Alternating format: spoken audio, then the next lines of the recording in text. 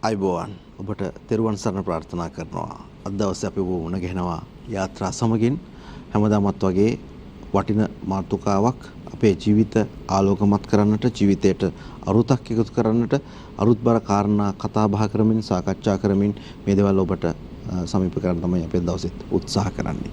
එhmenan බොහොම ගෞරවයෙන් ආදරයෙන් ආරාධනා කරනවා යාත්‍රා සමගින් දවසේ අපිත් සමග අත්වල බැඳ ගන්න කියලා.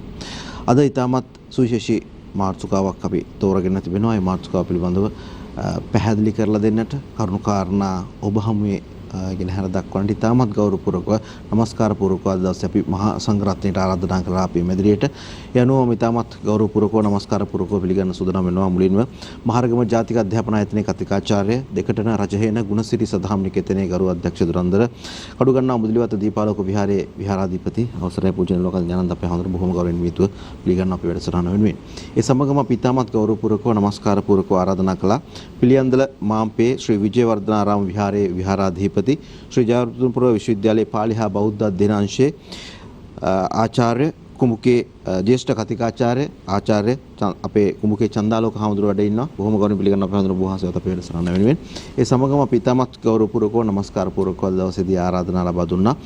ඓතිහාසික මාතර මොටෑගෙදර සුමංගලාරාම විහාරයේ විහාරාධිපති අවසරයි කිරින්දේ ධම්මදස්සන අපේ හාමුදුරුවෝ වහන්සේ ඉතාමත් ගෞරවපූර්වක වහන්සේ පිළිගන්න අපේ හාමුදුරුවෝ වැඩසටහන වෙනුවෙන්. අද දවසේ අපි කතා බහ කරන්න බලාපොරොත්තු වන මාතෘකාව හිතවතුනි උවමනාව සහ කැමැත්ත එහෙම නැත්නම් ආශාව සහ උවමනාව කියන මාතෘකාව. මේවා හැම වචනයක්ම අපි කතා බහ කරන මේ කාරණා ටිකක් ළඟින් යන දේවල්. හැබැයි මේවා තුළ යම් යම් විශේෂතාවයන් තියෙනවා. ඒ දේවලුත් හඳුනාගෙන මේ කියන කාරණාව නැත්නම් මේ අද දවසේ තේමාව කොහොමද අපේ ජීවිතවලට වටින්නේ සහ සම්බන්ධ වෙන්නේ කියන කාරණාව අපි කතා බහ කරන්න සූදානම් වෙනවා. ඒ අනුව අපිට ලං කර ගන්න ඕන දේවල්, සමහර වෙලාවට අපිට අතහැර ගන්න ඕන දේවල්, තවමත් අපි තේරුම් ගත්ත නැති දේවල් පිළිබඳව අද දවසේදී යම් පැහැදිලි කිරීමක් කරන්න අපේ මහා සංඝරත්නය සූදානම් වෙලා ඉන්නවා.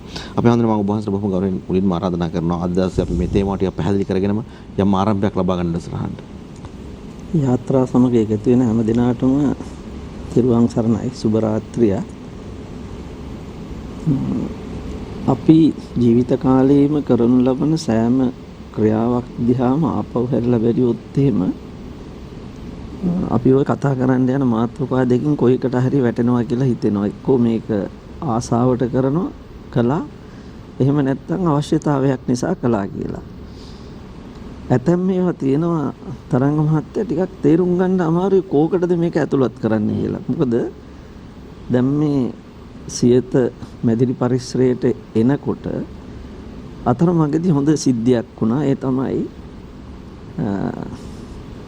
ප්‍රධාන පාරේ නෙමෙයි අපි අතුරු පාර ගත්තේනවනේ. අතුරු පාරේ එනකොට වාහනයක් නවත්තලා පාර මැද්දෙම තරුණ ළමයෙක් රියදුරා ඔහු කොණ්ඩේ පීරනවා. පාරේ මැද්දේ කොණ්ඩේ පීරනවා. ඔව්. එතකොට අපි පිටිපස්සෙන් ඇවිල්ලා වාහනේ නැවැත්තුවා. නලාව ශබ්ද කරා දෙතුන් පාරක් නෑ ඇහෙන්නේ නැතුව වගේ ආ වැඩි. ඊට පස්සේ හතරවෙනි සැරේ විතර නලාව ශබ්ද කරනකොට වීදුරුව පාත් කරලා පස්ස බල්ලා අපි ඉන්නව දැක්කා. මම දැක්කා ඔහු. දැකලා වීදුරුවෙන් එළියට අත දාලා ඔහොම කරා. කරලා වාහනේ ඉස්සරහට ගත්තා. දැන් මේක මොකේද දායිති වෙන්නේ? ඔහුගේ අවශ්‍යතාවයේද? එහෙම නැත්නම් ආසාවද? මෝඩකමද? ඒක නිසා ඇත්තටම මේ මාතෘකාව පිළිබඳව අපි කවුරුත් අවධානය යොමු කරන එක හොඳයි. මොකද ඇතැම් වෙලාවට ඔබ දන්නෙත් නෑ ඔබ යම් යම් ක්‍රියාකාරකම් වල යෙදිලා හිටියා යෙදුනා. ඒක ඔබේ අවශ්‍යතාවයක් සඳහා කළ දෙයක්ද? එහෙම නැත්නම් ඔබේ ආසාවක් සපුරා ගන්න කළාද? එසේත් නැත්නම් ඔබට ඒ ගැන අර කිව්වා වගේ මෝඩකමද නොදැනුවත්කමද කියන එක ගැන හිතන එක හොඳයි. හේතුව මේ අවුරුද්ද අවසාන වෙගෙන එන කාලෙදී තව ඉතින් අපිට සති දෙක තුනක් තියෙන්නේ. අපි මේ මාතෘකාව ගැන කතා කරන්න හිතුවේම විශේෂයෙන් ගත වූ කාල වකවානුව තුල පෞද්ගලිකව ඔබේ ජීවිතයේත් යම් යම් අවුල් සහගත තත්වයන් ඇති වුණා නම් ඇති වෙන්න බලපාලා තියෙන්නේ ඔබ මේ කරන ක්‍රියාකාරකම් කෙබඳු වේවාද, ඒවා අවශ්‍යයෙන් කළ යුතු දේවල්ද, නොකළ යුතු දේවලුත් කළාද, එහෙම නැත්නම් ආසාව නිසා කිරීමට යාම නිසාද මට මේ தත්ත්වය උද්ගත වුණේ කියලා හරිනම් නොකල යුතුව තිබුණා. එහෙත් ආසාව නිසා කළා කියලා හරි නිගමනයකට එන්න පුළුවන්කම තියෙන්නේ මේ පිළිබඳව පසු විපරමක් කළොත් පමණයි. සහ ඒ ගැන අවබෝධයක් ලබා ගත්තොත්. පෞද්ගලික වශයෙන් ගත්තාම මේ තම තමන්ගේ ක්‍රියාකාරකම් හැසිරීම ඔය කොයිකට අයිති වුණත් සමහර වෙලාවට ඇතැම් මේවා තියෙනවා ආසාව නිසා හෝ අවශ්‍යතාවය නිසා නොකළ යුතු ඒවා. ඔය දෙකෙන් කොයිකෙන් හරි. ඇතැම් මේවා තියෙනවා කළ හැකි කළ යුතු දේවල්. මේක තෝරගන්නත් පුළුවන්කම ලැබෙන්නේ තරංග මහත්තයා මේ ගැන අවදියෙන් අවධානයෙන් යුතුව කටයුතු කළොත් පමණයි කියලා අපි හිතනවා. රටක් වශයෙන් ගත්තාම මේ සමාජයේ විශාල වියවුල් සහගත තත්වයක් මතුවලා තියෙන්නේ මේ ක්‍රියාකාරකම් වලදී. අපි අවශ්‍යතාවය සහ ආසාව කියන එක තෝරා බේරා නොගත්ත නිසා කියලායි අපි කල්පනා කරන්නේ. ඉදිරියේදී අපිට ඒ ගැන සාකච්ඡා කරන්න පුළුවන් මේ තියෙන ක්‍රියාකාරකමුත් එක්ක ආරම්භයක් හැටියට මම ඔබට කියන්නේ ඔබේ ක්‍රියාකාරකම් හැසිරීම පිළිබඳව ඔබම ආපහු පසුවිපරමක් කරලා බලන්න මේක ආසාවට කළ දෙයක්ද අවශ්‍යතාවයට කළ දෙයක්ද බුදුදහමත් එක්ක ගලපලා බලනකොට බුදුරජාණන් වහන්සේ විශේෂයෙන්ම අපි පරිභෝජනය කරනකොට පරිභෝජනයේදී මේ පිළිබඳව විශේෂ සැලකිල්ලක් යොමු කරන්න කියලා උගන්වලම තියෙනවා. ඒ බුදු පියාණන් වහන්සේගෙන් ඉගෙනීම් ආශ්‍රයනොත් සමාජයේ අපි දකින දේවල් ආශ්‍රයනොත් හුඟක් දේවල් තියෙවි අද දවසේ අපිට බෙදා හදා ගන්න. මේ දේවල් අපි ජීවිතයට එකතු කරගන්න උත්සාහ කරමු. මේ විනාඩි කිහිපය අපේ ඉතාමත් වටි ජීවිතයට. ඒක නිසා මම ඉතාමත් ගෞරවණීයව අපේ චන්දාලෝක ගෞරවනීය ස්වාමීන් වහන්සේට ආරාධනා කරන්න අපි හඳුන්නේ යම් ආරම්භයක් ලබා ගන්න මේ තේමාවත් එක්ක අද දවසේ අපේ වැඩසටහනට. අපේ ගෞරවනීය නිලුවක් අන්දේ නායක හඳුරන්ගෙන් වගේම පඬිතුමාරන්ගෙන් අවසරයි තරංග මහත්මයා අපේ නායක හඳුරෝ සඳහන් කරපු කාරණාවකින්ම මම ආරම්භ කරන්නම්. නායක හඳුරෝ දැනුවත් වීමක් කළා අද අපේ රට සමාජයේ මේ අවශ්‍යතාවයයි ආශාවයි කියන එක ටිකක් අර මාරු කරගෙන වගේ තියෙනවා කියලා. මම හිතනවා මේක අපේ රටට විතර නෙමෙයි නායකහාරයේ මුළු මහත් ලෝකයට මේ මානව සමාජයේට මානව සංහතියටම සිද්ධ වෙලා තියෙන දෙයක්. දැන් බුදුහාඳුරෝ අපේ මූලික අවශ්‍යතා 4ක් සඳහන් කරනවානේ. චීවර, පිණ්ඩපාත, සේනාසන, ගිලන ප්‍රත්‍ය කියලා. ඒ වගේම ලෝකයක් පිළිගන්නවා මිනිස්සෙගේ මූලික අවශ්‍යතා ඒවා කියලා. කියන්නේ මිනිස්සෙකුට ඇඳුම් පැළඳුම් අවශ්‍යයි. ඒ වගේම ආහාර පාන අවශ්‍යයි. ඒ වගේම හිසට සෙවණක් අවශ්‍යයි. ඒ වගේම ඖෂධ නැත්නම් වෛද්‍ය පහසුකම් අවශ්‍යයි. එතකොට මේ තමයි අවශ්‍යතා. දැන් අපේ ලෝකයේ ඉතිහාසයේ දිහා බැලුවොත් මේ ලෝකය විකාශනය වෙන්නේ දඩයන් යුගයෙන් ආරම්භ වෙනවා කියලා කියන්නේ. එතකොට දඩයන් යුගයේදී කරන්නේ එක්කෝ සතු දඩයන් කරනවා, තැහිඳගෙන කනවා. ඒ වගේ ඊටාම සරල සමාජ පැවතුණා. ඊට පස්සේ එතනින් එනවා එන්ඩේර යුගයට. ඊට පස්සේ අර සතෙක්ව හොයන් ගිහිල්ලා මරාගෙන ඒ වෙලාවේ ඒ ආහාර අවශ්‍යතාවය සපුරා ගන්න අපහසු වෙනකොට සතුන්ව තමන් ළඟ ඇති කරන්න පටන් ගන්නවා. කිරි සඳහා සහ මස් සඳහා. එතකොට අර ටිකක් අර දඩයන් යුගයෙන් ඒ යුගය සංකීර්ණ වෙනවා මදක් දුරකට. ඊට පස්සේ එතනින් එනවා ගොවි යුගයට. කියන්නේ මස් මතම යැපෙන්න පුළුවන් කමක් නැහැ. ඒ නිසා මිනිස්සු වගා කරලා ඒ වගේම සත්තුත් හදාගෙන තමන්ගේ ජීවන වෘත්තිය ගෙනියන්නේ. එතකොට තමයි අර දඩයන් යුගයත් ඉන්දියානු යුගයත් යම් සංක්‍රමණය වෙච්ච සමාජ. හැබැයි ගොවි යුගයේ වෙනකොට යම් දොරකට එක තැනක ඉන්නවා. කියන්නේ සත්තුන්ට ගොවි බිම් තියෙනකන්, තන බිම් තියෙනකන් ඉන්නවා. ඉන් පස්සේ තව තැනකට යන්නේ. ඉන් පස්සේ 18 වෙනි සියවසේ මුල් භාග වෙනකොට ඇති වෙනවා කාර්මික සමාජ, කර්මාන්තමය සමාජ.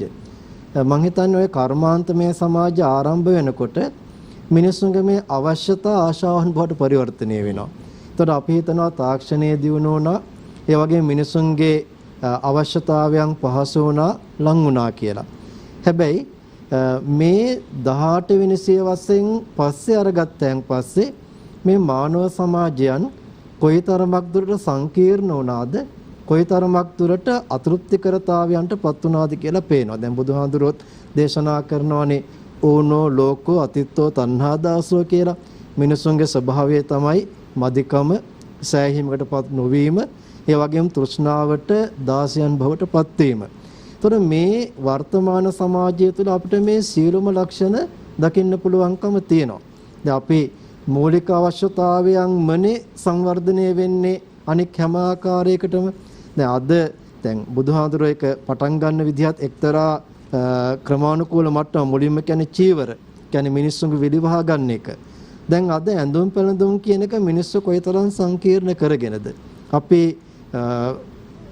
කාර්යාලයට යන්න, ඒ වගේම මගුල් ගෙදරකට යන්න, මේ වගේ ඒ ස්ථානවලට ඇඳුම් පැළඳුම් වෙනුවෙන් මොනතරම් සුවිශාල වියදමක් කරනවද? මට මතකයි ඉස්සෙල්ලා ඔය අතිගෞරවනීය මාදුලයි සෝභිතනායක හරන්ගේ ධර්මදේශනාවක තිබුණා මේ සරලකම.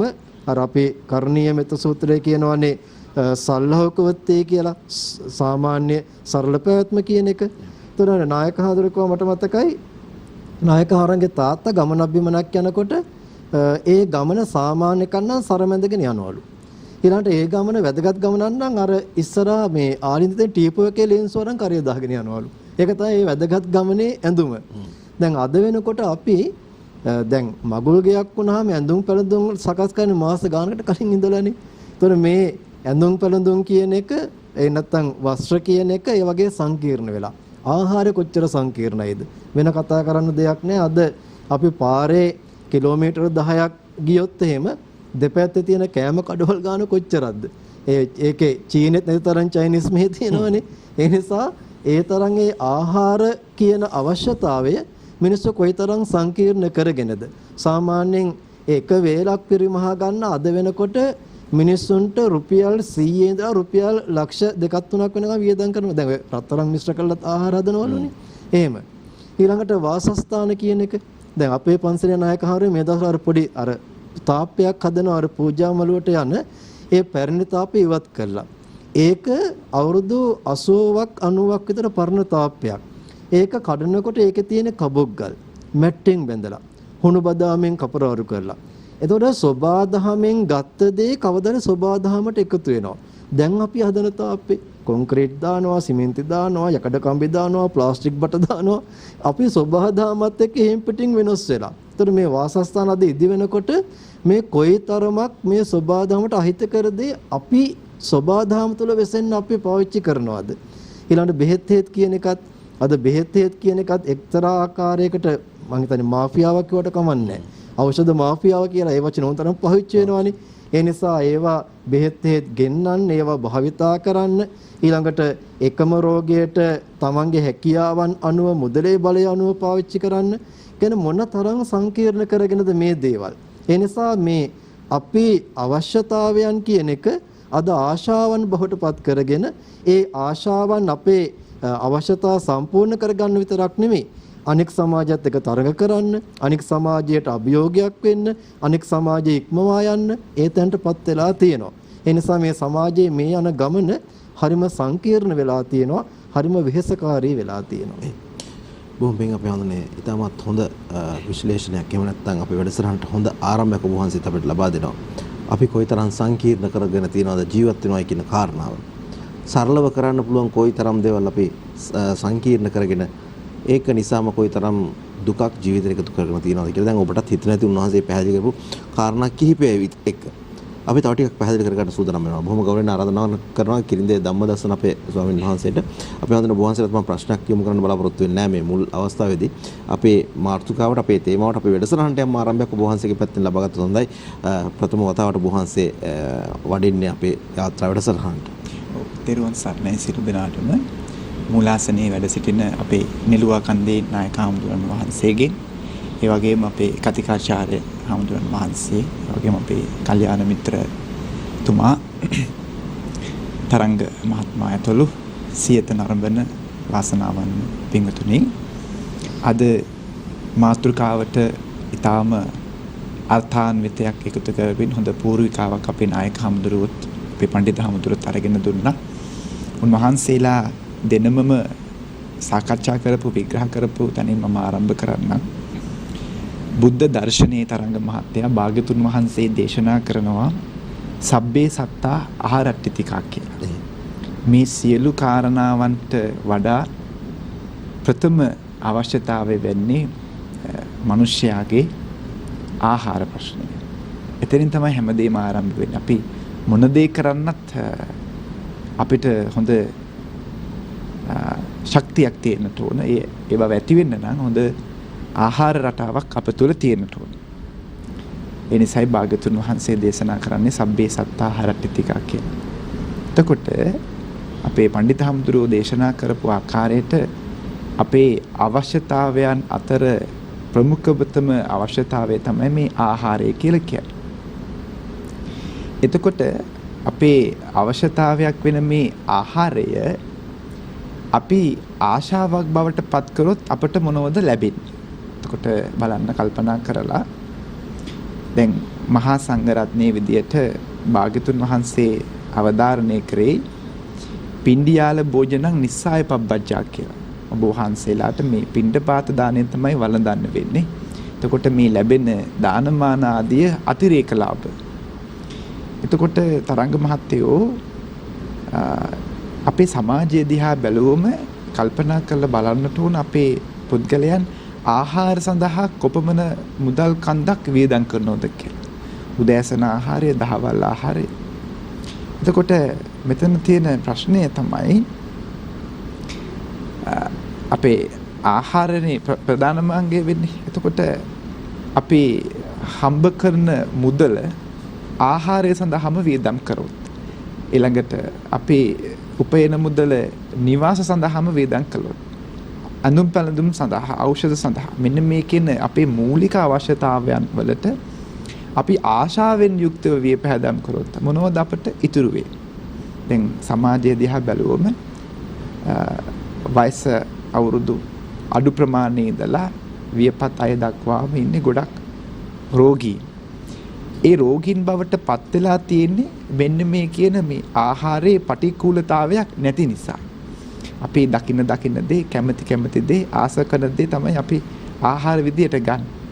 නමුත් කල්පනා කරලා බැලුවම අපිට අන්තිමට ඉතුරු වෙන්නේ අර ආශාව පාරේ ගිහින් අවශ්‍යතාව ඉටු කරගත්තා නෙමෙයි.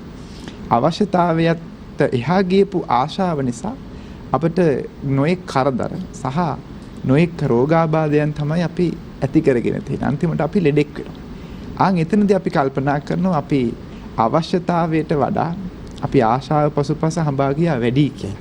ඒක අපිට දැනෙන්නේ අපි රෝහලේ ලෙඩ ඇඳට වැටුණට පස්සේ තමයි. දැන් අපි කියනෝනේ දැන් ඕමනා හැමදේම ඕමනාට වඩා වැඩි වුණොත් එතන ගැටලුවක් ඇති වෙන ප්‍රශ්නයක් ඇති වෙනවා. ඉතින් මේ සමාජයේ තියෙන තරංගකාරීත්වයක බැලුවම මෙයාට වඩා ඊළඟ කෙනා හොඳින් ඉන්න ඕන, මට වඩා අනිත් කෙනා හොඳින් ඉන්න බෑ කියන තත්ත්වයක් එක්කලා අර අපේ තියෙන සමාජ මට්ටම රැකගන්න උමනා නිසා අද වර්තමාන සමාජයේ අවශ්‍යතාවයට වඩා ලුහු බඳින්නේ ආසාව පිටුපස්සේ. දැන් මෙතන ඉන්න වැඩ ඉන්න අපේ හාමුදුරුවරු මේක අනුමත කරයි. තවම මේ සමාජයේ වෙනස් නොවුන වස්ත්‍රය තමයි අපේ සිවුර.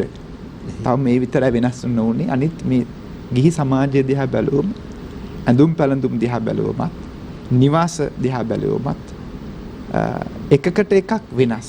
අපේ හාමුදුරුවෝ කියෝ වගේ පන්සලට අඳින්න එක ඇඳුමක්, විවාහ මංගල උත්සවයට අඳින්න එක ඇඳුමක්, වගේම අවට පරිසරයට අඳින්න එක ඇඳුමක් විදිහට නොඑක් අවශ්‍යතාවයන් තියෙනවා. නමුත් බොහෝ අය පොයේ දවසට පන්සලට එන්නේ තමන්ගේ ඇඳුමේ තියෙන විලාසිතාවය ප්‍රදර්ශනය කරන්න.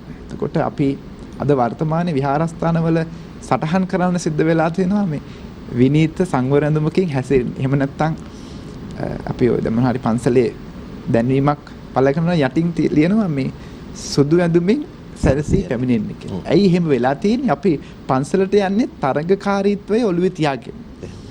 මොකද අපි ප්‍රදර්ශනය කරන්න ඕන අපට අවශ්‍යතාවය මොකක්ද, ආශාව මොකක්ද කියන එක අපි දන්නේ නැහැ. නමුත් අපි ඉදිරියට අරගෙන තියෙන්නේ ආශාව කියන එක. හැම අංගයකම බැලුවත් අපි පෙරමුණට අරගෙන තියෙන්නේ ආශාව. ඉතින් ඒ ආශාවන් පස්සේ ලුහු බැඳාම අපිට මොනවද ඉතුරු වෙන්නේ කියන එක අපි මේ සාකච්ඡාවේ ඉදිරියට සාකච්ඡා කරන්න බලාපොරොත්තු වෙනවා. බොහොම පිං අපේ අඳුන වහන්සේත් ඉතාමත් හොඳ පැතිකඩයන් කිහිපයකින් අපිට අනාවරණය කරලා දෙනවා දවසේ තේමාව මාතෘකාව පිළිබඳව. අපේ හඳුන අපි විරාමයකට යන්න ඕන. විරාමයට කෙලින්ම ඔබ වහන්සේටත් යම් කාරණා කිහිපයක් පැහැදිලි කරගෙන ඉතා කෙටියෙන් විරාමයකට යන්න තමයි සූදානම් වෙන්නේ. විශේෂයෙන්ම දැන් අර මේ වස්ත්‍ර පිළිබඳව කතා බහ කරපු වෙලාවේ බුදු පියාණන් වහන්සේ දේශනා කළ වදාළ සිවුර ඔබ වහන්සේලා අපේ ස්වාමීන් වහන්සේ දේශනා කළා වගේම අද දක්වාම චින්තව ඒක පවත්වාගෙන යනවා. හැබැයි අද මිනිස්සු විදිහට සාමාන්‍ය සමාජය තුළ සමහර තැන්වලදී මූලික අවශ්‍යතාවය වෙන විලිවසා ගැනීම ඉෂ්ට නොවන ආකාරය ඇඳුම් පවා අපිට දකින්න ලැබෙනවා. ඇඳුම් කියලා භාවිතාව වෙන අවස්ථාවලදී. අද දවසේ මේ කතා බහේ වටිනාකම කොහොමද අපේ හඳුන අපි විරාමයකට යන්න කලින් අපේ හිතවතුන්ට පැහැදිලි කරලා දෙන්නේ මේ ආශාව සහ උමනාවත් එක්ක. තරංග මහත්තයා දැන් මේ ඔය කියපු මූලික අවශ්‍යතා අපි හැමෝටම තියෙනවා. මූලික අවශ්‍යතා නැත්නම් අත්‍යවශ්‍ය දේවල්, අවශ්‍ය දේවල් සහ අනවශ්‍ය දේවල්. ඕකනේ දෙන්නේ. එතකොට ඔය මූලික අවශ්‍යතා කියලා අපේ පඬිතුමාඳුරෝ ස්වාමීන් වහන්සේලා දෙන්නම කිව්වේ මූලික අවශ්‍යතා මේවා අත්‍යවශ්‍යයි. ඇයි ඒ අනිකුත් සත්වයන් අතරින් මිනිස්සයා වෙන් කරගෙන ඔහුට ජීවත් වීම සඳහා. එතකොට බුදුරජාණන් වහන්සේ දේශනා කරන්නේ මේ මූලික අවශ්‍යතාවයන් පිළිබඳව ඒවා ඇයි පාවිච්චි කරන්න ඕන? මොකක්ද ඒකෙන් බලාපොරොත්තු වෙන්නේ කියන කාරණේ පිළිබඳව අවබෝධයක් තියෙන්න ඕන ඒක පාවිච්චි කරන කෙනාට. ඒ අවබෝධය ඇති කරගෙන පාවිච්චි කිරීම ඉගැන්වුවා බුදුහාමුදුරන් වහන්සේ ප්‍රත්‍යවේක්ෂණ ඥාණයෙන් යුක්තව කටයුතු කරන්න කියලා. දැන් අපිට සිව්පස්සේ පරිභෝජනය කරනකොට ප්‍රත්‍යවේක්ෂා කරන්න කිව්වේ ඒකට. ඒක මේ ඇහෙන්න කියන්න ඕන නෑ කාටවත්. හැබැයි ඉතින් දැන් ඇඳුම ගැන කතා කරපු නිසා මම මේ සිවුර පෙරව ගන්න වෙලාවක හැම වෙලාවකම මට සිහි කල්පනාව තියෙන්න ඕන තරංග මහත්තයා. මොකටද මේ සිවුර පෙරවන්න කියලා තියෙන්නේ? පළවෙනිම දේ විලිවාසා ගැනීමනේ. වසාගත යුතු ශරීරයේ කොටස් ආවරණය කර ගැනීමට. එතකොට පන්සල ඇතුලේ ඉන්නකොට කොහොමද සිවුර පෙරවන්න ඕනේ? පන්සලෙන් එළියට යනකොට කොහොමද සිවුර පෙරව ගන්න ඕනේ? පිරිසක් ඉන්න තැනදී කොහොමද සිවුර පෙරවලා තියෙන්නේ? මේ සියල්ලම බුදුහාමුදුරන් වහන්සේ පැහැදිලි කරලා දුන්නා. ඒවා බැලූ බැල්මට මේ බුදුරයන් වහන්සේ නමක් කිව යුතු ඒවා නෙමෙයි. ඕවද කියන්න ඕනේ කියලා හිතෙන්න පුළුවන්. හැබැයි ඇයි එහෙම දේශනා කළේ? එහෙම දේශනා කළේ තරංග මහත්තයා මේක විලිවසාගෙන ආරක්ෂා කර ගැනීමට පෙරව ගන්න අරමුණ අපි දැනගෙන පාවිච්චි නොකළොත් වෙන්නේ තරංග මහත්තයා මම දැක්කා මේ ළඟදී සංග්‍රහවක තිබුණා ලංකාවේ ළමා අපචාර වලින් පොඩි දරුවන් කෙලිසෙන කටයුතු වලින් 42%ක්ම ළමයාගේ ඇඳුමයි බලපාලා තියෙන්නේ කියලා. හිතලා බලන්නකෝ අපේ අම්මලා තාත්තලාට මේක ගැන අවබෝධයක් තියෙනවා නම් ඒ අම්මලා තාත්තලා දන්නවා දරුවගේ විලි වැහෙන්න ඇඳුමක් අඳින්න ඕන කියලා. ඒක නොදන්න නිසා හෝ නොකරන නිසා තමයි ආරක්ෂාවට අඳින්න ඕන ඇඳුමම වැරදවා ඇඳීම නිසා මොකද වෙන්නේ? අනාරක්ෂිත වෙලා තියෙනවා. ඒ නිසා හැම එකක්ම එහෙම තමයි. ඔය සිව්පස්සේ විතරක් නෙවෙයි දැන් මිනිස්සු අත්‍යවශ්‍ය දේවල් බවට පත් කරගත්තේ ඒවා තියෙනවා. ජංගම දුරකථන ආදී. දැන් ඒවා අත්‍යවශ්‍යයි කියලානේ කියන්නේ. ඒවා එකින් එක වුණත් ඇත්තටම කතා කළාට කමක් නැහැ. මිනිස්සු මේක ගැන අවබෝධයෙන් තොරව කටයුතු කිරීමට යාම නිසා තමයි මේ සියලු විපත් වලට මඟ පෑදිලා තියෙන්නේ. එහෙමනම් අපි මේ විරාමයෙන් පස්සේ තව ටිකක් පැහැදිලි කරගමු. අපි මොනවද හරි විදිහට භාවිතා කරන්න ඕන? අපි අත්හරින්න ඕන දේවල් මොනවද? සමහර විට ඔබට ප්‍රශ්න ඇති. අද සමාජයේ අපි වෙසෙනකොට මේ සමාජය වෙනස් වෙලා තියෙනවා. මේ සමාජ අවශ්‍යතාවයන් එක්ක අපි ඉදිරියට යනකොට කොහොමද අපේ ජීවිතය හැඩගස්වා ගන්න ඕන කියන කාරණාව. මේ සියලු කරුණු කාරණා ඉදිරියේදී අපි සාකච්ඡා කරන්න සූදානම්. ඒ සමගින් ඔබටත් එකතු වෙන්න කියන ආරාධනාව තබමින් ඉතාමත් කෙටි විරාමයකට අපිට යන්න අවසර ලබා දෙන්න ප්‍රධාන පාලක මැදිරියට ගිහිල්ලා එන්න.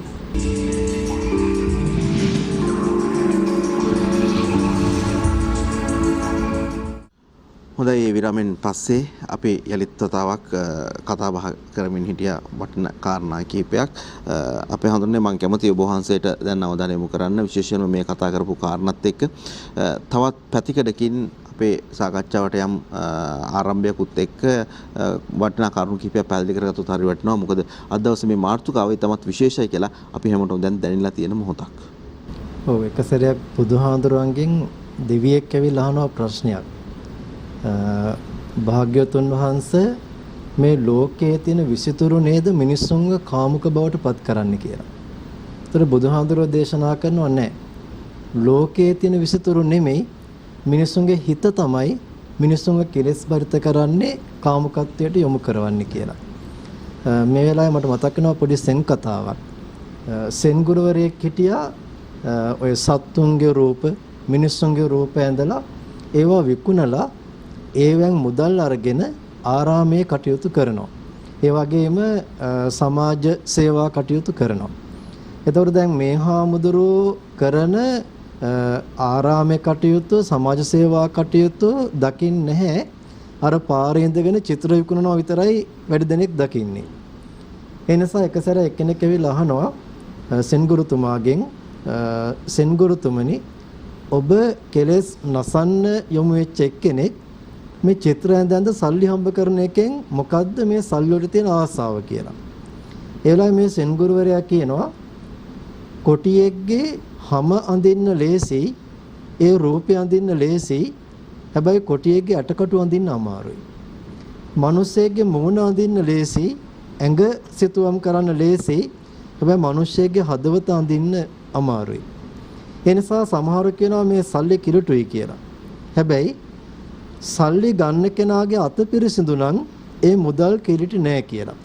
කියන්නේ දැන් අපිට මේ ලෝකේ ජීවත් වෙනකොට ඒ ලෝකයේත් එක්ක අපේ තියෙන අවශ්‍යතා තියෙනවා. දැන් නායකහරුකෝ අද මේ හෑන්ඩ් ෆෝන් එකත් අවශ්‍යතාවයක් වෙලා. ඒක ඇත්තනේ. ඒක වෙලා.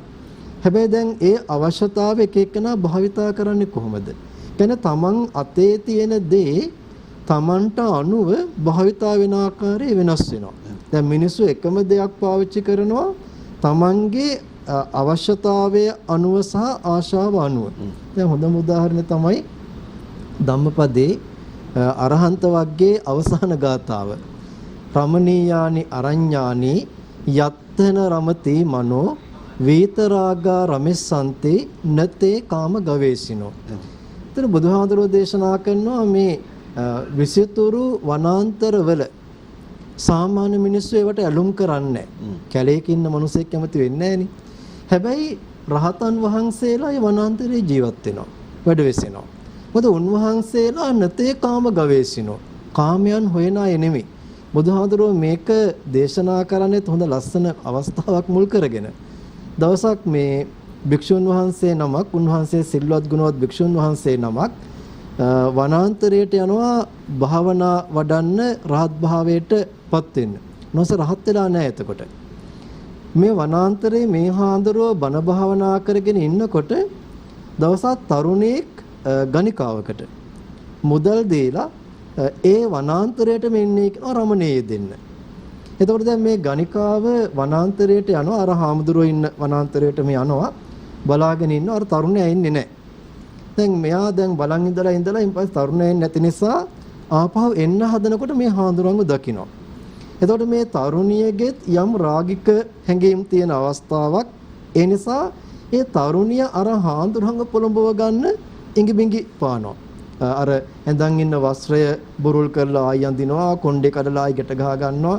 ඔය එක එක ඒවා තියෙනවනේ. ස්ත්‍රී මායන් ඒවා පානවා. අරහරෝ රහත් වෙලා නෙමෙයි ඉන්නේ. හැබැයි ඒ හාමුදුරුවෝ හැම දෙයක් දිහාම උපේක්ෂා සහගතව බලන් ඉන්නවා. තමන්ගේ අරමුණ වෙනස් කරගන්නේ නැහැ.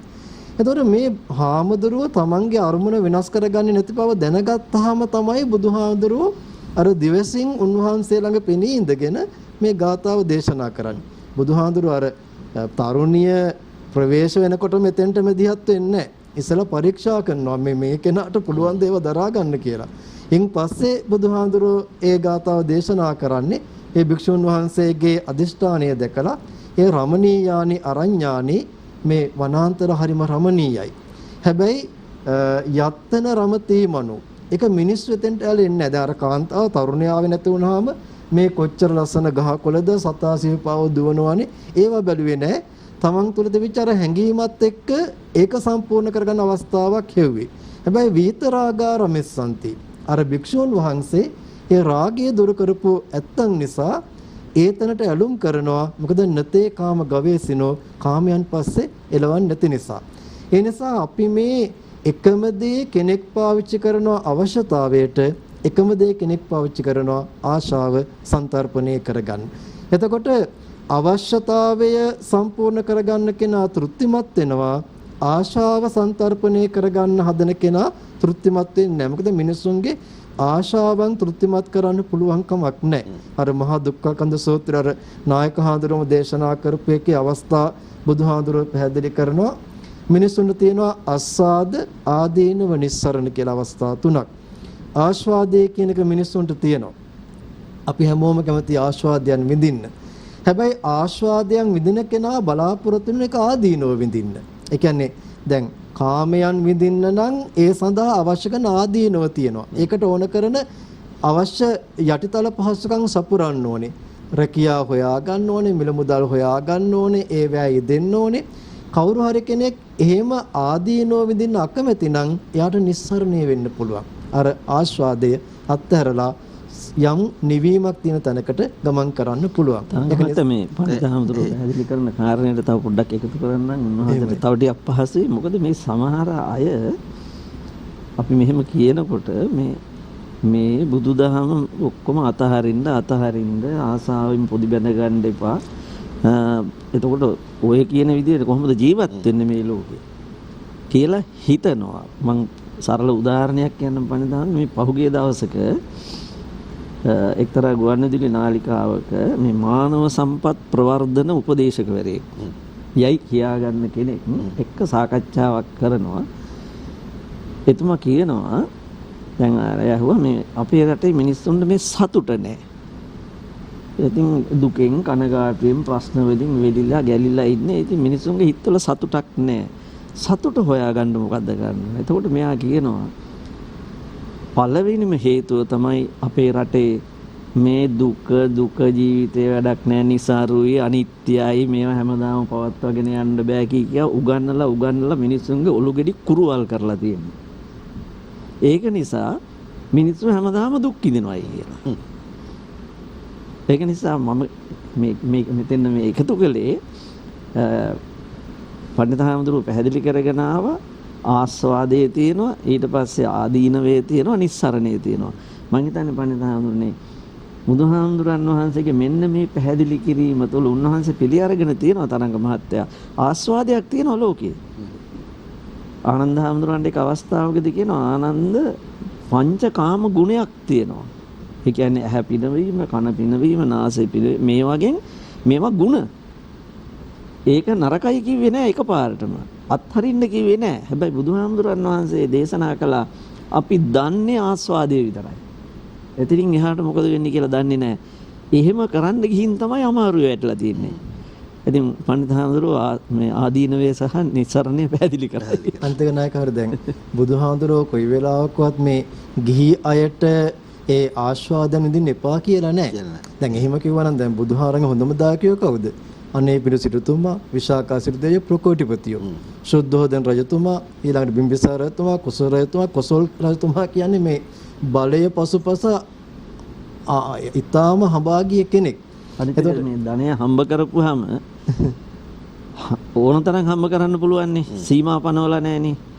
කොන්දේසි දෙකක් තියෙනවා ධාර්මිකව හම්බ කරන්න, අසාහසිකව හම්බ කරන්න කියලා ඔච්චරයි. ඒ නිසා හම්බ කිරීමේ සීමාවක් නැහැ. හම්බ කරගත්ත ධනයට මොකද කරන්න ඕනේ? පළවෙනි මේ තමයි කියන්නේ අත්තානං සුඛේති පීනේති කියලා නේද වන්දනා.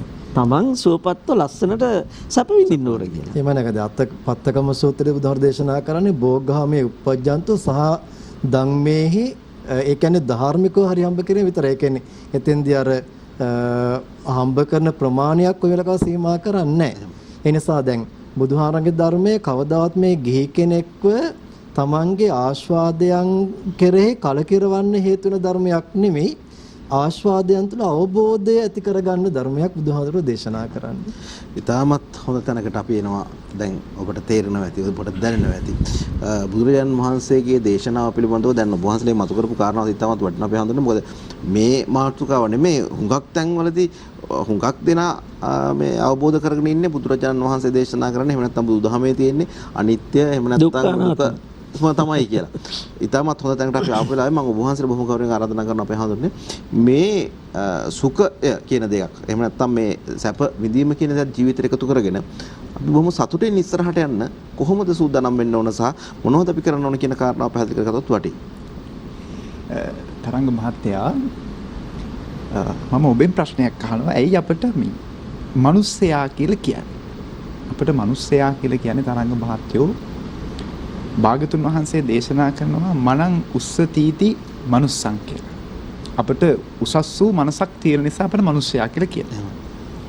එතකොට අපි මිනිස්සු විදියට අපේ හිත එකග කරගන්නට ඕන මේ අපි ලද දෙයින් සතුටු වෙන්න ඕන කියලා.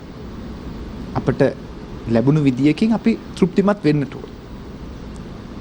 මේ සමාජයේ පණ නගින ඕනෑම ගැටලුවක් ඒ පැන නගින්න හේතුව තමයි අපි ලද දෙයින් සතුටු නොවීම. අපි තව සතුට හොයාගෙන දුවනවා, හඹා යනවා. තව කෙනෙක් කරන දෙයක් බලලා අපි හිතනවා නෑ ඒ කෙනා සතුටින් ඉන්නේ ඒ විදිහට නම් මමත් ඒ දේම කරන්න ඕන කියලා.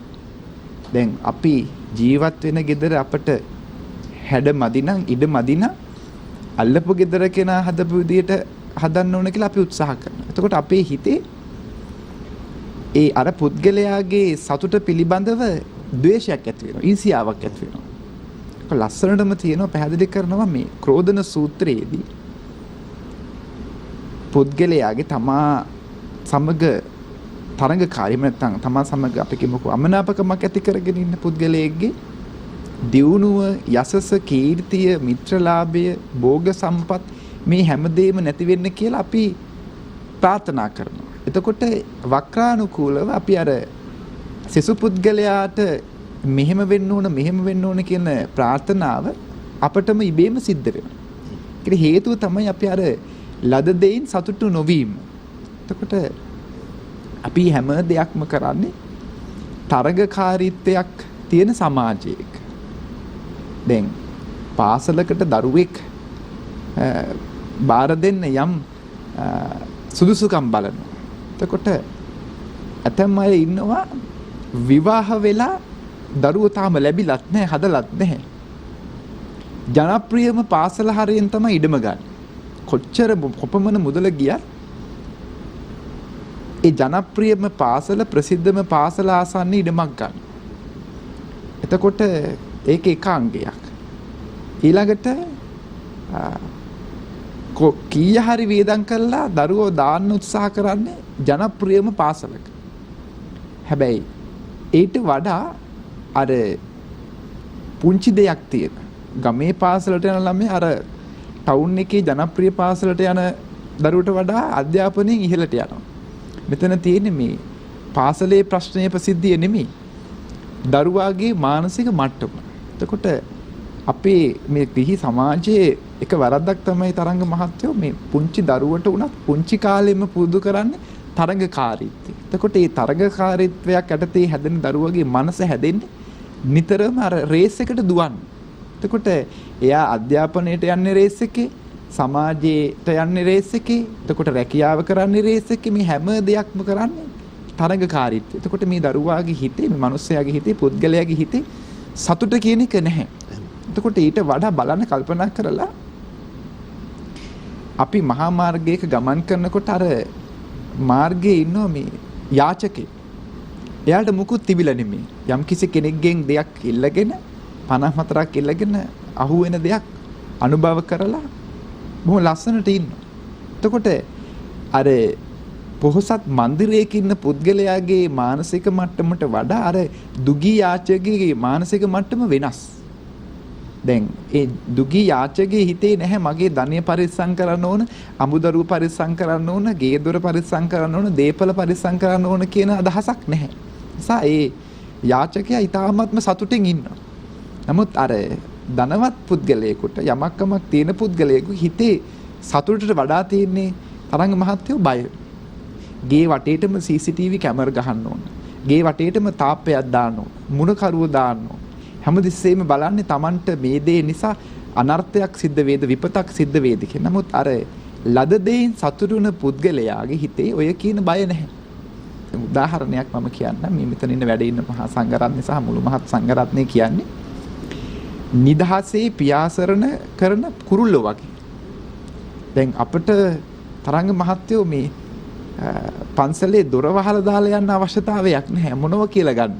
එතකොට බලන්න ගිහි සමාජයේ ඇතම් පුද්ගලයෝ සිල් සමාදන් වෙන්න ආවත් පන්සලට යතුරු කැලල අරන් යනවා. ඒක ළඟින් තියාගන්න.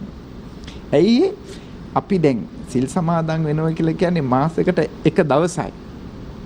අපි ගිහි ගෙදරින් නික්මෙලා හිත එක්ලස් කරගෙන සීලයක් රකින්න තමයි ඇවිල්ලා ඉන්නේ. ඉතින් එහෙම අවශ්‍යතාවයකට සිල් සමාදන් වෙන්නේ අපි අපේ තියෙන දේවල් తాවකාලිකව අතෑරලා ඇවිල්ලා. ඒකට අර යතුරු කැරලත් අරන් ඇවිල්ලා ඒ තියාගෙන ඉන්න මොකද මම මේ සිල් රකින්න ටිකට පන්සලේ ඉන්න ටිකට මගේ දීපල කොල්ල කයි.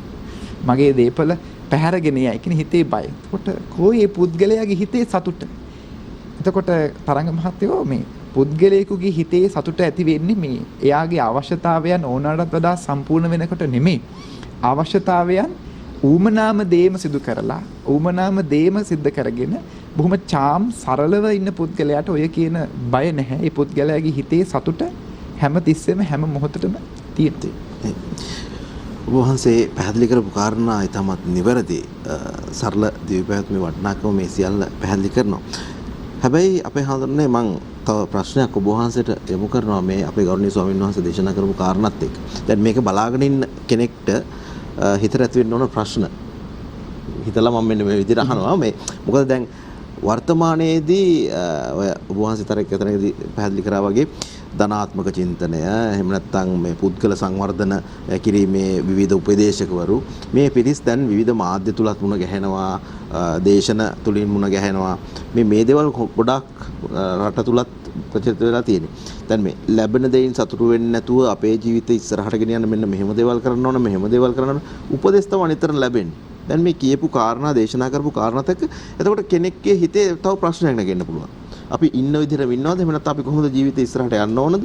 මොකද්ද මේ කාරණාව කොහොමද අපි පැහැදිලි කරන්න අපේ නන්දනේ? තනක මහත්තයා බුදුරජාණන් වහන්සේ තමයි ඔය අපි අද කතා කරන ධනාත්මක චින්තනයේ ලෝකෙටම මුලින්ම කියපු කෙනා. ඒකට පැහැදිලිව දේශනා කරපු තැනක් තියෙනවා කුසල සූත්‍රය. කුසල සූත්‍රයේ කුසල කියලා කියන්නේම හැකියාව, දක්ෂතාවය, කුසලතාවය. මේකට සරල උදාහරණයක් කිව්වොත් දරුවෙක් සසුන්ගත කරන්න සූදානම් වෙන වෙලාවේදී ඒ දරුවා අතට සිවුරු කට්ටලේ දීලා ඒ දරුවා විසින් ප්‍රකාශනයක් කරනවා. පටිසංඛා යෝනිස්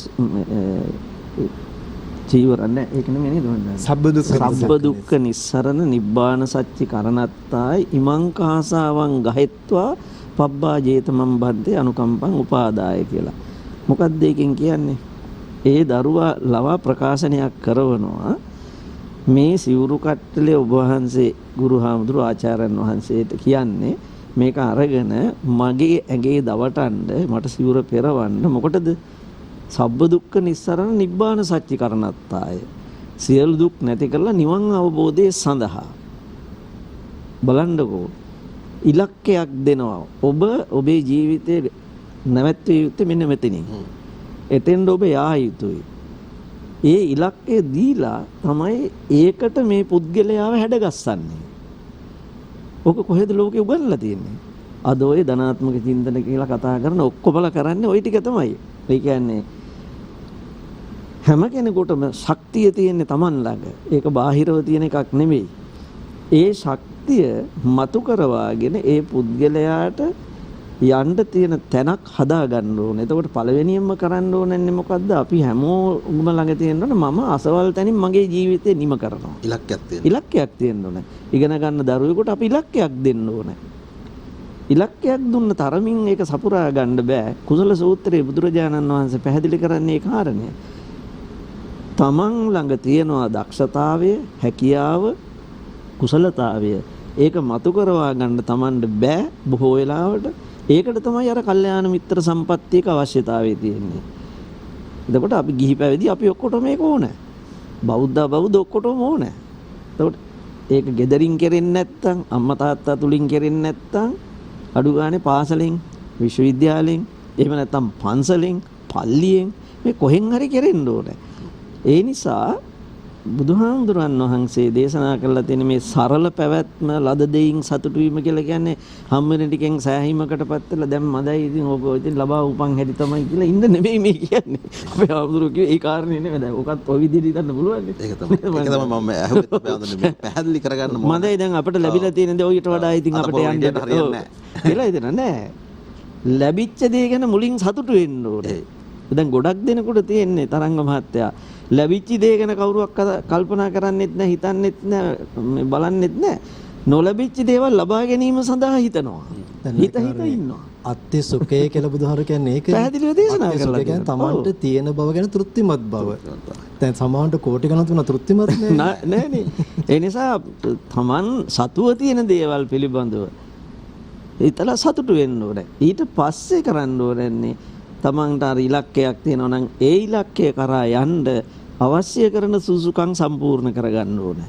එතකොට පුළුවන් ඉලක්කය කරා යන්න. වහන්සේලා බොහොම හොඳින් පැහැදිලි කරලා දෙනවා වගේම හුඟක් දෙනෙක් අපේ හාමුදුරනේ ජීවත් වෙන්නේ අතීතේ එහෙම නැත්නම් අනාගතේ. කවදාවත් මේ මොහොතේ ජීවත් වෙන්නේ නැහැ. ලැබිලා තියෙන දේෙන් සතුටු වෙලා වහන්සේලා දේශනා කරනවා වගේම මේ තියෙන දේවලුත් එක්ක Tamanගේ ජීවිතේ සතුට ගැන තෘප්තිමත් වෙන්නේ නැහැ. හෙට මොනවද කරගන්න ඕන? එහෙම නැත්නම් මීට වඩා වෙනස් වෙන්න ඕනකද? ඔතන තමයි හැම වෙලෙම හිතන්නේ.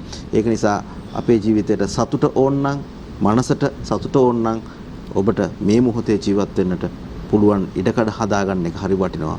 අපේ ගෞරවනීය මහා සංඝරත්න දවසේ විටින් විට පැහැදිලි කරමින් මේ අපිට දේශනා කරන කාරණා අපේ ජීවිතේට අපි මේ විදිහට එකතු කරගමු. එය හරි වටිනවා අපේ ජීවිතය සාර්ථක කරගන්නට. මාධ්‍ය ආයතනයක් විදිහට, මාධ්‍ය ජාලයක් විදිහට අපි මෙවැනි වූ වැඩසටහන් ඔබ වෙත තිලන කරන්නේ මේ කාරණා හිතේ තියාගෙන. විශේෂයෙන්ම අපේ කරු සභාපතිතුමා රොෂාන්ත කාර්යප්‍රවෘත්ති මැතිතුමා මේ වටිනා ගුවන් කාලයේ කිසිම මූල්‍යමය ප්‍රතිලාභයක් බලාපොරොත්තුෙන් තොරව මේ වෙන් කරලා දීලා තියෙන්නේ සමාජයට යහපතක් කරන්නට. මෙවැනි සංකල්පයක් මුලින්ම හිතේ ඇති වෙන්නේ ප්‍රියන්ත කාර්යප්‍රවෘත්ති මැතිතුමාගේ හිතේ, අපේ ජ්‍යෙෂ්ඨ උපදේශකතුමන්ගේ හිතේ. එතුමා තමයි මේ සංකල්පය මාධ්‍යයට ගෙනල්ලා මේ විදිහට ඔබ හමුවේ වැඩසටහන් ගණනාවක් දැන් වසර 3 4 5 පහු කරගෙන ඉතාමත් දිගු ගමනක් ආපු වැඩසටහනක් තමයි මේ යාත්‍රා කියලා කියන්නේ.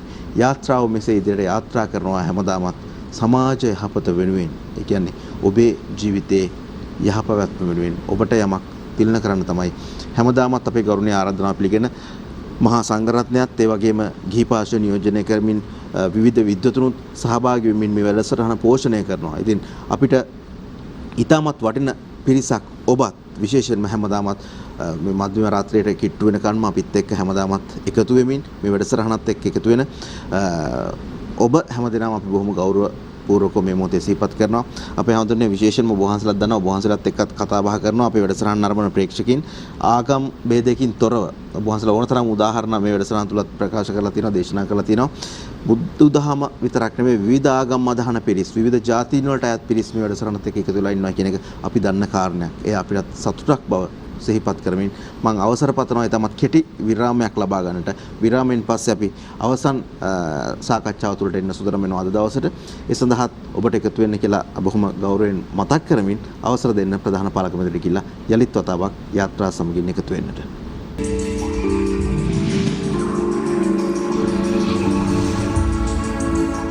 අදත් සුපුරුදු විදිහට මේ සුන්දා දවසේදී මේ රාත්‍රිය තුල අපි යාත්‍රා සමගින් ඔබත් එක්ක සහසම්බන්ධ වෙලා ඉන්නේ.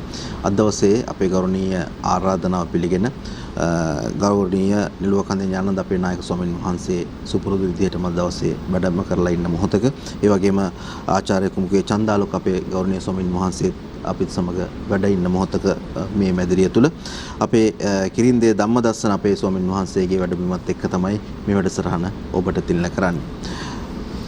මේ අවස්ථාවේදී අද දවසේ මේ වැඩසටහන තුල අපි කතා බහ කරමින් හිටියේ උමනාව සහ ආශාව කියන කාරණාව පිළිබඳව.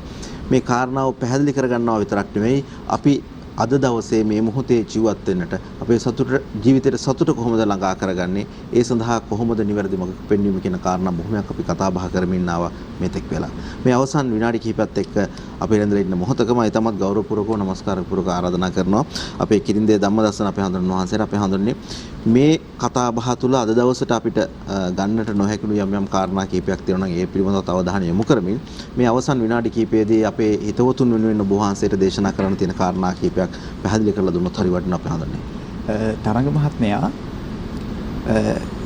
මේ බෞද්ධ දර්ශනය තුළ භාග්‍යවතුන් වහන්සේ දේශනා කරනවා අපේ අවශ්‍යතාවයන් කොහොමද අපි කළමනාකරණය කරගන්නේ කියලා. ඔබ තුළ ඔබේ අවශ්‍යතාවයන් කළමනාකරණය කිරීම නැතිව කටයුතු කරොත් තමයි ඔබට බොහෝ ගැටලු වලට මුහුණ දීමට සිද්ධ වෙන්නේ. බුදුහාමුදුරුවෝ දේශනා කරනවා ලස්සන අර්ථාන්විත ගාථාවක්. ඒකේන භෝගේ බුංජෙය්‍ය ද්විහි කම්මම් පයෝජේ චතුත්තංච නිදාපේය ආපදාසු භවිස්සති කියලා. මෙන්න මේ කියන ක්‍රමයට අනුව ඔබගේ වැටුප කළමනාකරණය කරගන්න කියලා. එක කොටසක් පරිභෝජනය සඳහා ගන්න කියනවා.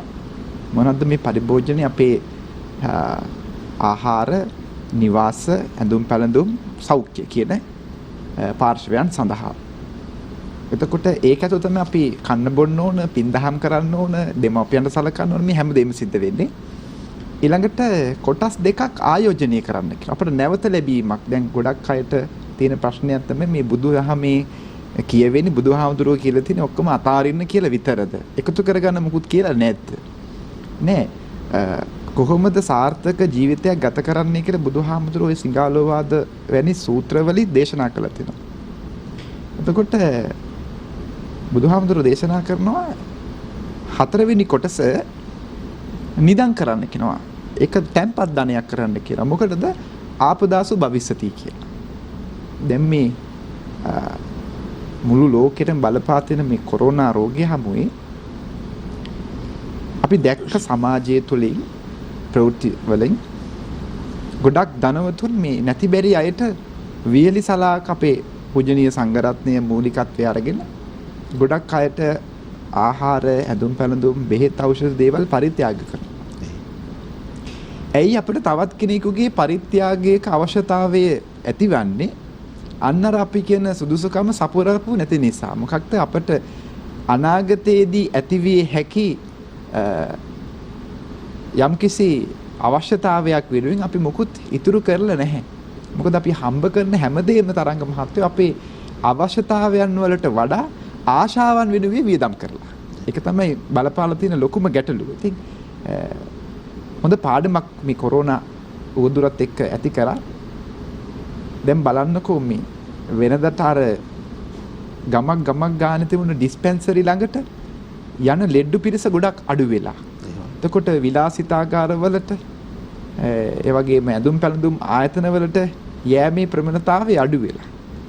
දැන් මේ කොරෝනා දෙවනි රැල්ල මං හිතන්නේ වැඩි උනේ අවුරුදු කාල සීමාව. ඇයි එහෙම වැඩි උනේ? අපි අවශ්‍යතාවයට වඩා ආශාවන් පිටිපස්සේ හඹා ගියපු නිසා අපට ජීවිත රසක් අහිමි වෙලා ගියා. එතකොට අපේ පඬිත හාමුදුරුවෝ දේශනා කරපු විදිහට අපේ පින්වතුන්ලා හැම කෙනෙක්ම ආස්වාදේ විතරයි බාරගන්න කැමති. ඒකේ ආදීනවේ මොකක්ද කියන එක වටහා ගන්න අවබෝධ කරගන්න කැමති නැහැ. අර අනිත් අයට වඩා හොඳින් ඉන්න ඕන, ලස්සනට ඉන්න ඕන කියන තරඟකාරීත්වයත් එක්ක සහ ලද දෙයින් සතුටු නොවීම කියන මෙන්න මේ දේවල් නිසා තමයි අද බොහෝ දුරට මේ සමාජය මේ මට්ටමට වැටිලා තියෙන්නේ. මිනිමැරුම්, මංකොල්ල කෑම්, පලි ගැනීම මේ හැම දෙයක්ම ඇති වෙන්නේ අන්න අර අවශ්‍යතාවයට වඩා ආශාවන් පිටුපස හඹාගෙන යාපු නිසා. ඒ නිසා අද ගොඩක් සමාජයේ පෞල් ජීවිත දැන් ගෙදරක ගෘහමූලිකයට ඔහු ලබන වැටුප මදි ගෙදර තියෙන අවශ්‍යතාවයන් සම්පූර්ණ කරන්න. මොකද අවශ්‍යතාවයන් වලට වඩා තියෙන්නේ ආශාව. එතකොට අර ඒ පුද්ගලයා වැටුපට වඩා යමක් බලාපොරොත්තු වෙනවා. එතනින් එහාට ගින් ඒ පුද්ගලයා හොරකම් කරනවා. මිනිමැරුම් කරනවා. ඒ වගේ නොඑක් අකටයුතුකම් සිද්ධ කරනවා. ඒ විතරක් නෙමෙයි තරංග මහත්තයෝ මෙන්න මේ ආශාවන් සම්පූර්ණ කරගන්න බුදුහාමුදුරුවෝ සිදු කරන්නට එපා කියපු වෙළඳාම් 5 සිද්ධ කරනවා. සමාජයේ අර අපේ භාෂාවන් කිව්වොතින් අතපය දිගෑරලා ජීවත් වෙන්න ආන් අර නොකට යුතු වෙළඳාම් සිද්ධ කරලා අවශ්‍යතාවයන් වලට වඩා ආශාවන් සම්පූර්ණ කරගන්නවා. ඉතින් මේ වෙලාවේ සංඝරත්නයේ විදිහට අපිට දෙන්න පුළුවන් එකම අවවාදය ඔබේ අවශ්‍යතාවයේ විතරක්ම සම්පූර්ණ කරගන්න ඔබේ ආශාවන් වලට යම්කිසි සීමාවක් පනව ගන්න. ඒ තුළින් ඔබට සතුටින් බොහොම ප්‍රීතිමත්ම ධර්මානුකූලව ජීවිතයක් ගත කරන්නට පුළුවන්කම තියෙන බව බුද්ධ දේශනාව යනුවෙන් අපි සඳහන් කරනවා. ඒ සඳහා ඔබට ප්‍රඥාවබෝධය, ධර්මාවබෝධය මේ උතුම් සාකච්ඡා මණ්ඩපය තුළින්, යාත්‍රා වැඩසටහන තුළින් ඔබට සැලසේවා කියලා මේ වෙලාවේ ප්‍රාර්ථනා කරනවා. බොහොම පිං අපේ හඳුන්නේ. වහන්සේ අවසන් වශයෙන් දේශනා කරපු කාරණාත් එක්ක මේ වැඩසටහන නරඹන යම් කෙනෙකුට තමන්ගේ ජීවිතයේ වෙනස් පැත්තකට හරව ගන්න ඕන නම් තමන් ජීවිතයේ යම් කිසි අරමුණක් වෙනස් කරගෙන නිවැරදි තැනකට යන්න වුමනා කරුණු කාරණා බොහොමයක් එකතු වෙලා ගැබ් වෙලා කැටි වෙලා තිබුණා කියලා අපිට දැනෙනවා. ඒ දේවල් ඔබේ ජීවිතයට එකතු කරගන්න, ජීවිතේ නියම හැරවුමක් ලබා ගන්න කියලා අපි ඔබටත් මතක් කරනවා බොහොම කාරුණිකව.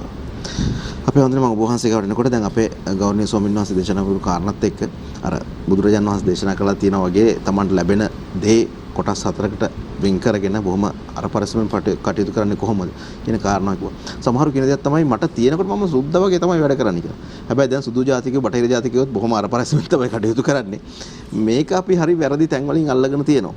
ඒක නිසා අපි නිවැරදි තැනට එන්න ඕන. ඒ සඳහා හොඳ උදාහරණ රැසක් මේ සාකච්ඡාව තුළ කතා බහ කළා වගේම අපිට ප්‍රායෝගිකව අර කතා කරපු කොරෝනා තත්ත්වයත් එක්ක තවමත් ලෝකේ බොහෝ තැන් වලට වෙලාගෙන තියෙන මේ තත්ත්වයත් එක්ක අපිට හුඟක් දේවල් පැහැදිලි කරලා දුන්නා සබාධාරණය. අපේ හොඳින් අපිට අතහැරුණු දෙයක්, මගේ හැරුණු දෙයක්ත් තියෙනවා නම් ඒ දේත් එකතු කරගෙන අපි වැඩසටහන නිමාවට යමු. මම හිතන්නේ දැන් බුදුරජාණන් වහන්සේ අනේ පිළි සිටුවරය හදපු කහවණු කෝටි 54ක් වැය කරපු ජේතවනාරාමෙත් වැඩ හිටියා. ඒ වගේම විශාකා සිටු දේවිය හදපු කහවණු කෝටි 27ක් වියදම් කරලා හදපු පූර්වාරාමෙත් වැඩ හිටියා. ඒ වගේම හිමවත් ප්‍රදේශක ගල් ගුහාවකත් වැඩ හිටියා. මේ තැන් තුනේදීම බුදුහාඳුරෝ වැඩ හිටියේ අයත් කර ගැනීමේ හෝ තමන්ගේ කර ගැනීමේ ආශාවකින් නෙමෙයි, තමන්ගේ උවමනාව සපුරා ගන්න විතරයි. අවුවෙන් වැස්සෙන් පින්නෙන් ආරක්ෂා වෙලා ඒ සෙවණ ලබන්න විතරයි.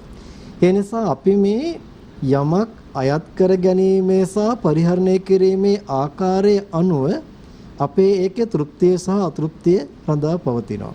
අර එක අවස්ථාවක චීනේ දුම්රියක යනවලු මහලු කෙනෙක්. ඉතාම වටිනා සපත්තු දෙකක් සල්ලුවට අරගෙන යනකොට මෙයාගෙන් බැරිවීමකින් මේ යන දුම්රිය එක සපත්තුවක් වැටෙනවා බිමට.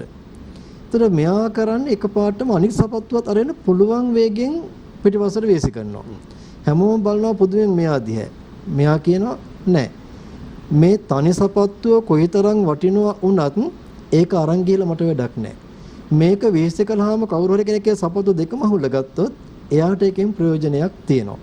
ඒ නිසා අපි මේ සමහරට අයත් කර ගැනීමට වැඩිය අත්හැරීමෙන් අපිට යම් අවස්ථාවල තෘප්තිමත් බවට පත් වෙන්න පුළුවන්.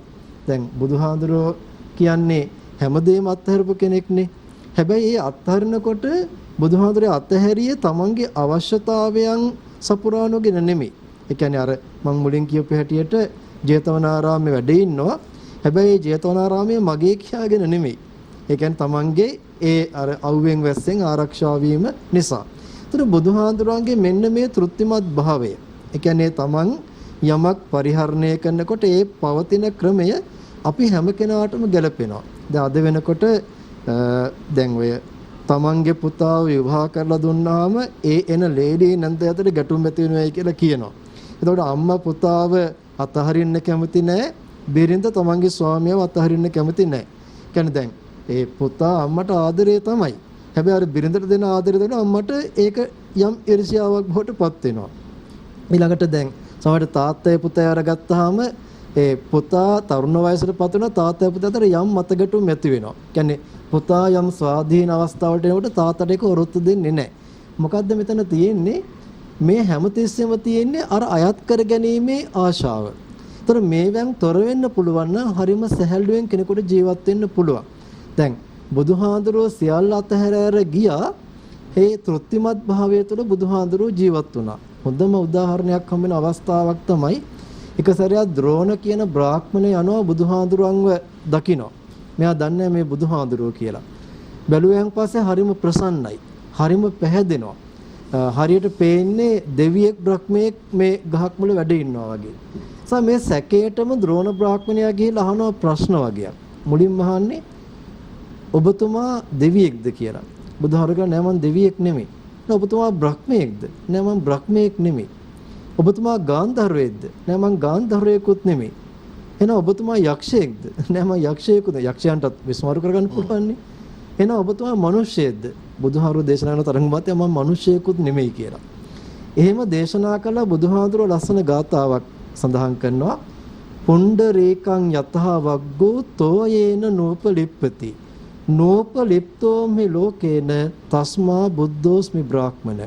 පුණ්ඩරේකං යතහ වග්ගෝ නෙළුම් ගහ මඩේ හැදිලා නෙළුම් පොහට්ටුව මඩ වතුරේ හටගෙන නෙළුම් පොහට්ටුව මඩ වතුරේ හටගනිමින් ඇවිල්ලා ඉන්පස්සේ මඩ වතුර ඉක්මවාගෙන ඒ නෙළුම් මල පිපෙනවා. ඒ මඩ වතුර නොගෑවි. එනිසා පුණ්ඩරේකං යතහ වග්ගෝ තෝයේන නෝපලිප්පති මඩ වතුර නොගෑවි පිපෙනවා.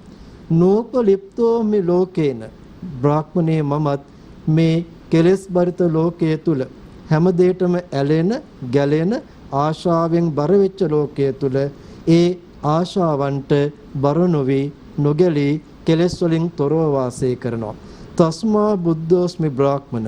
එනිසා මට දෙවියෙක් කියන්නත් බෑ, බ්‍රහ්මයෙක් කියන්නත් බෑ, යක්ෂයෙක් කියන්නත් බෑ, ගාන්ධර්වයෙක් කියන්නත් බෑ, මිනිසෙක් කියන්නත් බෑ.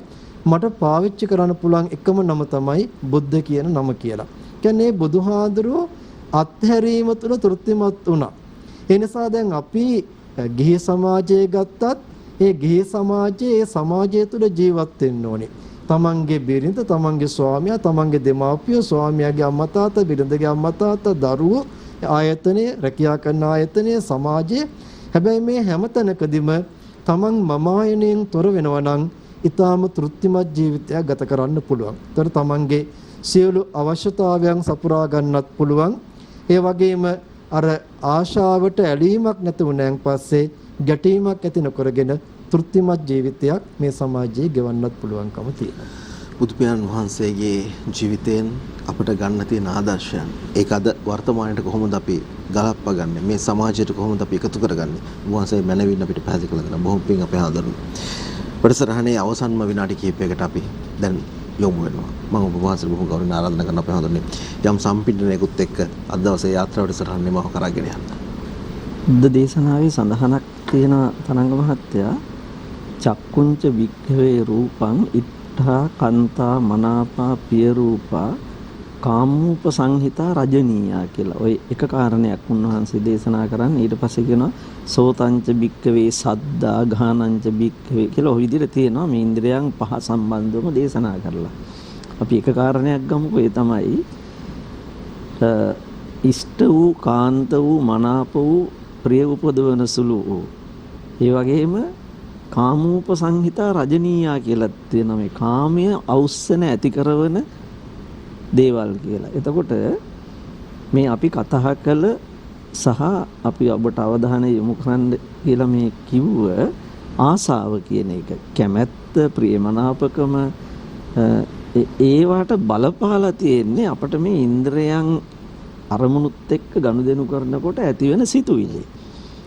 ඉෂ්ට වූ කාන්ත වූ මනාප වූ ප්‍රිය වඩන සුළු වූ සිතුවිල්ලක් ඇති වෙච්ච ගමන්ම අපි ඊට පස්සේ මොකද කරන්නේ? ඒකේ ඇලෙනවා. නැවත නැවත ඒක කරන්න හිතනවා. ඒක බලන්න හිතනවා. ඒක ආස්වාදය ලබන්න කල්පනා කරනවා. එහෙම ගිහිල්ලා එතනින් නවතින්නෙත් නෑ. ඒක තමාගේ කරගන්න බලනවා. තමාගේ කරගන්න බලනකොට ඒක තව කෙනෙක් මුක්ති විඳිනවා ඉවසන්න බැරුව යනවා. ওই විදිහට තමයි අර අපි සාකච්ඡාවේදී කිව්වනේ ඒක තැනක මේ ආසාව බුදුහාමුදුරන් වහන්සේ ඒක ගැන අවධානය යොමු කරන්න කිව්වේ වෙන මොකටවත් නෙවෙයි. මේක අපේ සිත්වල කෙලෙස් අවුස්සනවා. කෙලෙස් අවුස්සනවා කියලා කියන්නේ සිත නරක කරන එකනේ. සිත ලෙඩ කරන එකනේ. එතකොට එහි ප්‍රතිඵලය අති භයානකයි. ඇඟට ලෙඩක් වුණා වගේ නෙවෙයි සිත ලෙඩ වුණාම. ඒක බලපානවා සමස්ත සමාජයටම සමස්ත රටටම. සමස්ත ලෝකෙටම බලපාන්නත් පුළුවන්. ඒ නිසා පුද්ගලයන් වශයෙන් ගත්තාම ඔබටත් තියෙන ආසාවන්, ඔබටත් තියෙන අවශ්‍යතාවයන්. හැබැයි ওই දෙකම හොඳ පැත්තටත් තියෙනවා, නරක පැත්තටත් තියෙනවා. හිතකර ආසාවන් සහ අවශ්‍යතාවයන්, අහිතකර ආසාවන් සහ අවශ්‍යතාවයන්. මේක තෝරා බේරා දීමට තමයි උපදෙස් දුන්නේ බුදුරජාණන් වහන්සේ. මේක තෝරා බේරා නොගන කටයුතු කළාම වෙන විපත්තියට ආසන්නම එකක් කියලා ඉවර කරු. මේ තමයි පහුගිය කාලේ දැන් මේ අයවැය තිබුණානේ. එක තැනකදී මුදල් ඇමතුමාගෙන් ප්‍රකාශ වුණා රාජ්‍ය සේවය නැත්තම් රාජ්‍ය සේවයක රටට බරක් කියලා. දැන් ඒක හරි ආందోලනාත්මක ප්‍රකාශනයක් වුණානේ. කවුද රාජ්‍ය සේවයට පත් කළේ? බරක් වෙන්න රාජ්‍ය සේවයට පත් කළේ කවුද? මේක තමයි අපි සලකා බලන්න ඕනේ තරංග මහත්තයා.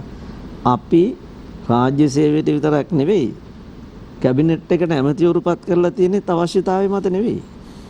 ආසාවන් මත. මොකද තමන්ට බලයේ ඉන්න, තමන්ගේ බලය රැකගන්න, අනිත් අයට බලය යනවා බලාගෙන ඉන්න බැරි නිසා මේක ආරක්ෂා කරගන්න ඕන තියෙන ආසාවට ඒවා කරනවා මිසක් අවශ්‍යතාවයට නෙවෙයි.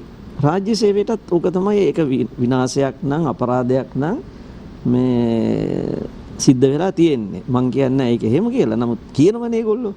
එහෙමනම් වෙලා තියෙන්නේ ඒක. ඒ නිසා මේ අවශ්‍යතාවය සහ කැමැත්ත, ආසාව කියන එක පිළිබඳව අපි නැවත ආයේ මුල ඉඳලා හිතන්න ඕන.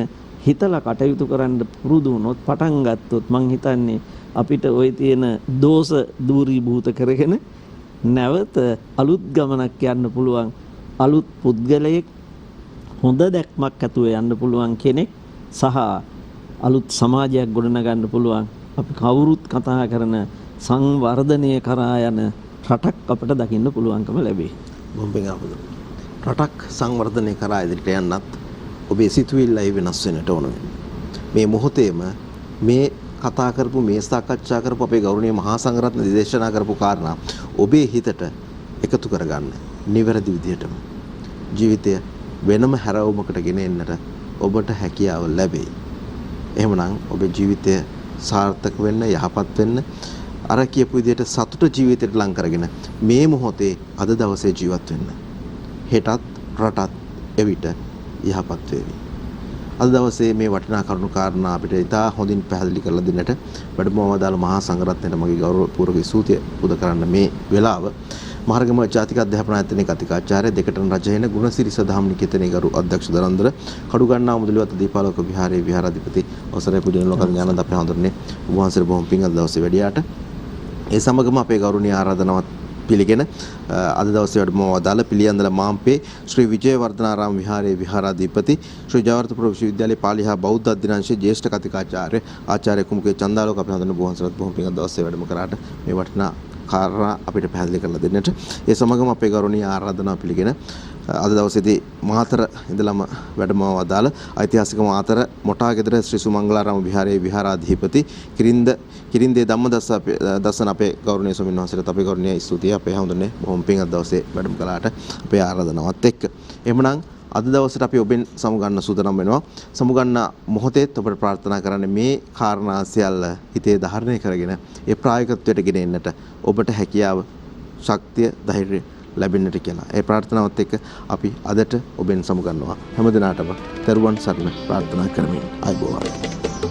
ජය සිරි මා බෝධි රන්වැලි සෑදී මිහින්තලය ඉසුරුමුනිය අවකන සිරිමා හිමේ රන් රන් ගිරිතමුළු ගලේ සරණයි නිද අතට ගෙලේ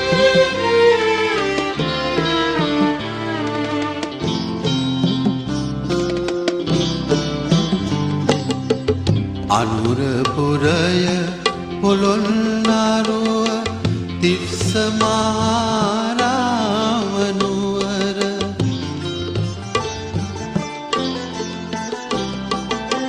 රුපුණු පිහිටි මායාරට පවසයි නිදහස් උදාන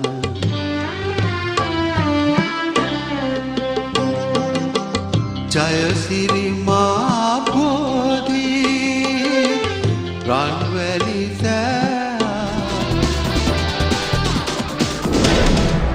දිනපතා අලුත් වීඩියෝ සහ ප්‍රවෘත්ති නැරඹීමට ඉහත බටන් එක ක්ලික් කර සියත TV සබ්ස්ක්‍රයිබ් කරන්න.